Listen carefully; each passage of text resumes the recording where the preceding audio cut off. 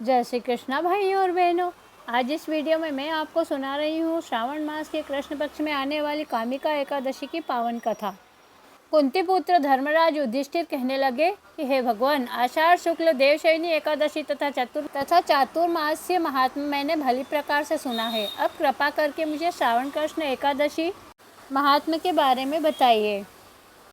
श्री कृष्ण भगवान कहने लगे कि हे युधिष्ठिर, इस एकादशी की कथा एक समय स्वयं ब्रह्मा जी ने देवऋषि नारद जी से कही थी। वही मैं तुमसे कहता हूँ। नारद जी ने ब्रह्मा जी से पूछा था कि हे पितामह, श्रावण मास के कृष्ण पक्ष की एकादशी की कथा सुनने की मेरी इच्छा है।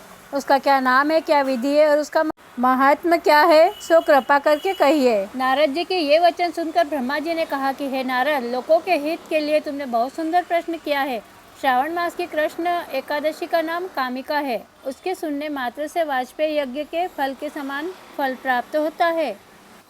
इस दिन शंख चक्र गदाधारी विष्णु भगवान का पूजन होता है, जिनके नाम श्रीधर, हरि, विष्णु, माधव, मधुसूदन है।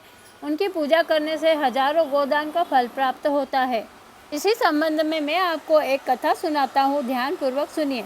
कामिका एकादशी व्रत की कथा। एक गांव में एक वीर क्षत्रिय रहता था। एक दिन किसी कारणवश उसकी ब्राह्मण से हाथापाई हो गई और ब्राह्मण की मृत्यु हो गई। अपने हाथों मर गए ब्राह्मण की क्रिया उस क्षत्रिय ने करनी चाहिए, परंतु पंडितों ने उसे क्रिया में शामिल होने से मना कर दिया। ब्राह्मण ने बताया कि तुम पर ब्रह्म हत्या का दोष है, पहले इसका प्रायश्चित करके इस पाप से मुक्त हो, तब हम तुम्हारे घर भोजन करेंगे।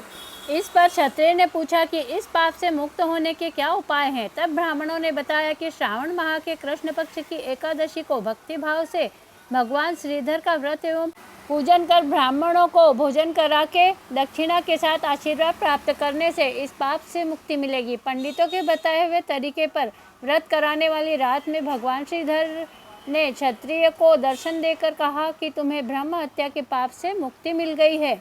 अतः इस व्रत के करने से ब्रह्म हत्या आदि के सभी पाप नष्ट हो जाते हैं और यह लोक में सुख भोग कर प्राणी अंत में विष्णु लोक को जाते हैं।